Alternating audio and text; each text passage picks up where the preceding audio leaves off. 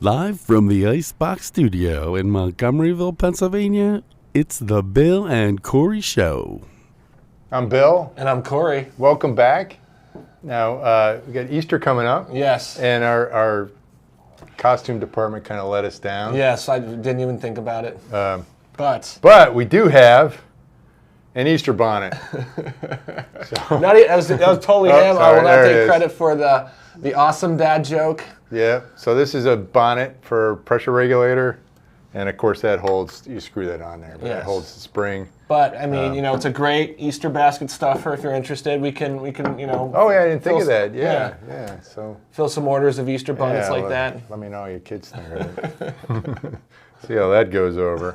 Oh, okay. We're kind of short on props this week because it's physical inventory, and we're not allowed to steal anything.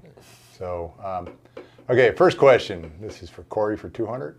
We've been using these 4-way cross purge items now on most of our chlorine stations, pretty nasty stuff, for the past year. We're finding that we're losing gas pressure, and when we manually open and close the red valve, almost like it's stuck or buildup in it, and it's most likely corrosion buildup in it, in order for the pressure to build back up. So these are on the manifolds that have been in service, well, cross purge. Yes. For a while. Are these ball valves or diaphragm valves? And can you quote a single one of these valves in Monel so we can have them added to our storeroom to keep in stock so they can... Yes, so this one is a stainless steel version. The one that the gentleman in the question is using is our Monel-ASB. There you go, you got it right. Aluminum silicon bronze. It's kind of like Monel, but it's what's used. Yes. So the valves actually on that one are aluminum silicone bronze. And so here's the red one. This one is they are diaphragm, to answer the first question, they are diaphragm valves. They're quarter turn diaphragm valves, not ball valves. This one it's actually welded in there, but it's male. Well, the stainless is welded in there. Stainless the aluminum silicon bronze is pipe thread. Yes, it's just pipe thread, so you can take it apart.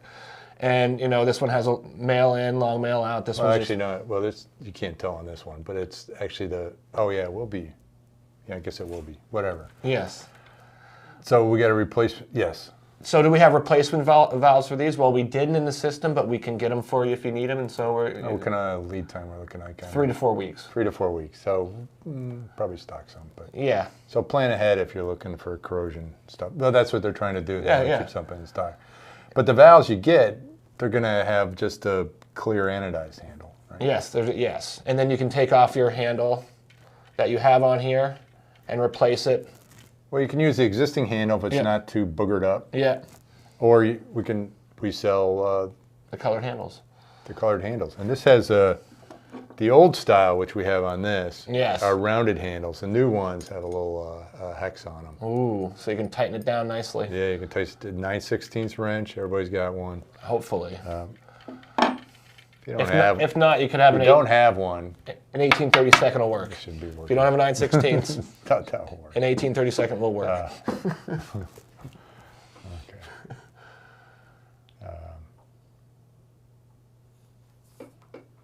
Okay, someone had, I like this. This is a picture one. They complain about their system gauge not working and needs to be replaced. You want to show the first graphic up there? Oh, that's not the first. Okay, this is... Work with it, Bill. Work with it. Okay, work with it. Actually, this is... I think this... Okay, go back. That's it. Okay. Okay, good. Whew. I thought I messed up. Maybe I did. Okay, so this is their system. It's a switchover system for carbon dioxide. You can see that. And this one's kind of different because it doesn't have a line regulator. Most people get a line regulator, so you can have nice pressure control. Mm-hmm. But this, if you can buy a switchover without a line regulator, and the delivery pressure will vary between 180, 220 psi-ish. And then at point of use, you can have a regulator that, probably fine-tunes it what you need to do. Yeah, you can do that. We don't sell a lot of these, and I hate to say, most of the ones we sell with these, they come back and get a line regulator for it. But yeah, you can buy it this way.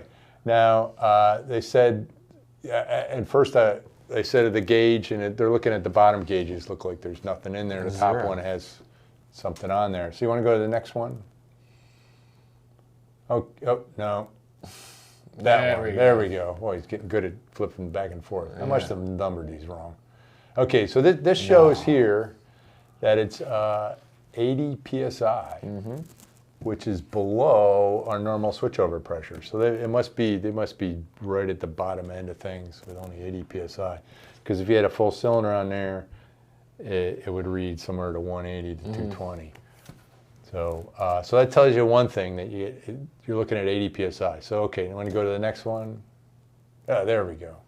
Okay, and that looks like it's at 0. That's the cylinder gauge. Yep. On the left side, it looks 0. It does. So what's up with that? So they're thinking it's something's wrong with it. Broken. Something's wrong with one of the gauges. One of the gauges. Yep. Now that gauge could be good. Now with these gauges, the accuracy class is it's a 323 gauge, people will call them. So it's plus or minus 3% full range the first quarter. The middle half is plus or minus 2% full range, and the top quarter is plus or minus 3% full range. There's your 323. So the full range is 3,000 psi. 3% of that is 90 psi. So your gauge is plus or minus 90 psi. So if you really have 80 psi, it could be reading 0, could be reading 170. Yeah. Good. So it's hard to tell with that pressure. Now, if you have a full cylinder on there, maybe you can tell that. If you have 2 full cylinders on there, you can look at the gauges and say, hey, one's not reading right. Or something. But you have to take into account accuracy on this. I think they ended up getting a gauge anyways, just because they wanted to swap it out. So that'd be safe than sorry, I guess. In this case. Well, it's most likely a fine gauge. Don't broke. It's not. If it's not broke, don't broke. What's not fixed. Don't fix what's not broke. If it ain't broke, don't fix it. Yeah. Okay. I think I got this. I think I missed the one in there. Okay. We'll put up. The next question is on. Put this guy. Yeah, we can. No, I was going to talk about the lab gas thing. So. You were? Oh, okay. Go ahead. The next question is on. Put up the graphic. Someone had this panel, and it's not something we regularly make. And they said, "Hey, we need a." What did they say? They need a new gauge. Regulators and gauges. Yeah, for this. Now this was built 2011, I think. Yep, 2011. Okay, and this is we had a special customer, that had that made laboratory cabinets, and this is a panel that goes in their cabinet system and stuff. So they would send us in the sheet metal drilled out, and we would put in the regulators and the gauges, because this is one of our lab gas systems. It's very similar to one of our. Yeah, it's similar to our lab gas system. Yeah, we used to make. They haven't bought anything in a while, but every now and then we'd get an order for these guys, and we build it. It looks kind of nice, really, really nice. So the the regulators. Yeah, so fortunately we still have the gauges. However, the regulators we changed out. We, for lack of a better word, we upgraded to a different type of regulator. Yeah. So our A series, this is before our A series. If you notice, all of our regulators like 3810A, 3610A. Well, there was a 3610 and a 3810 without the A. Yeah. In this case, this is our 3420 series regulators in there, and now we sell a 3420A, which has a slightly bigger hole opening needed to mount them, 1.37 versus 1.39. So you're 2/100ths of a hole diameter off, which it depends on how big a hole you have. How big a hole you have. You never know. It could possibly fit. Who knows how accurate those holes are?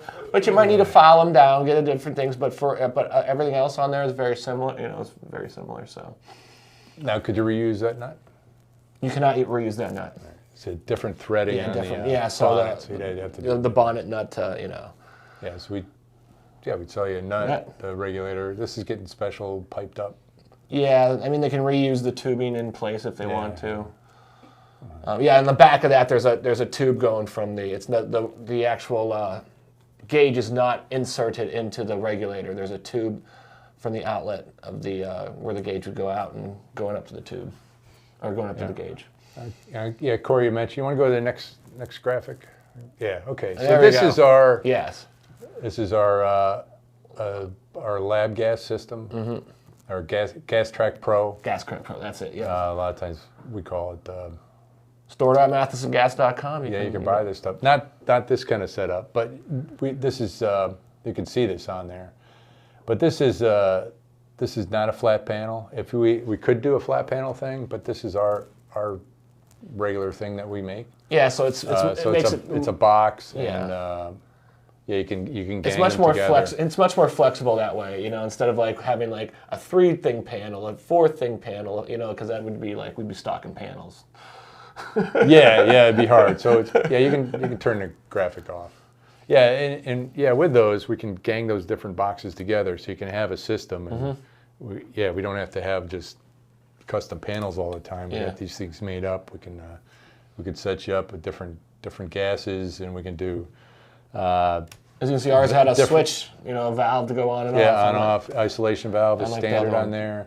That had a bottom outlet. You can do front outlet. We can do all. Those are the standard ones, front and bottom outlet. We can do really just about anything for the outlets. The really versatile box. You can do one regulator and have a outlet section next to it up to 5 valves. So you could do, for Inlet. gas, you could have 5 outlets for helium or argon or whatever. You can gang them up custom. It's really kind of a neat system. So you can go with that. We can also do custom panels. It's going to take a little bit longer. Yeah, it's just going to take a little bit longer, but we can do them. Okay. And then last question for Corey is, somebody was looking for the Orifice size for a 3810A pressure regulator. You want to grab the I'll grab that 3120?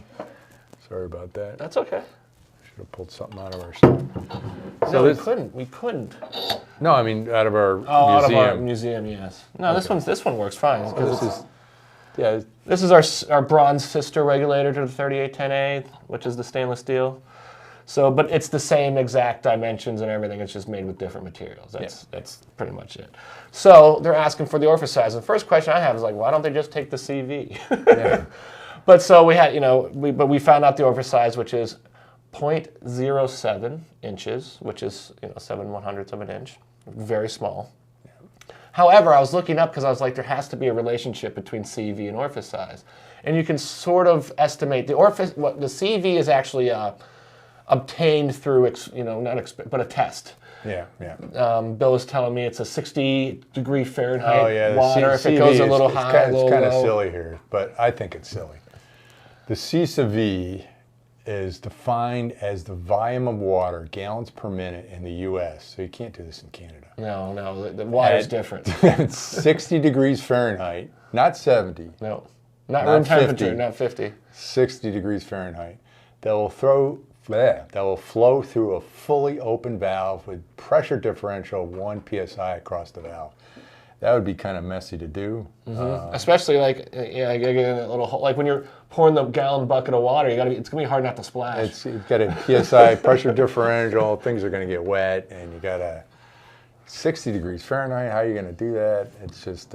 But that's why they have calculations. That's and with Orifice size, you can get a rough, not a rough, but an estimation of what the CV would be, based on the the discharge coefficient is also important in that equation. And and this is used for people use those C/V Orifice size for failure flow. Failure flow. And there's different formulas you can use. What happens if it just opens wide open? Yeah, and then you have to size that up for your hazardous assessment. So good question though. Good question. Good question.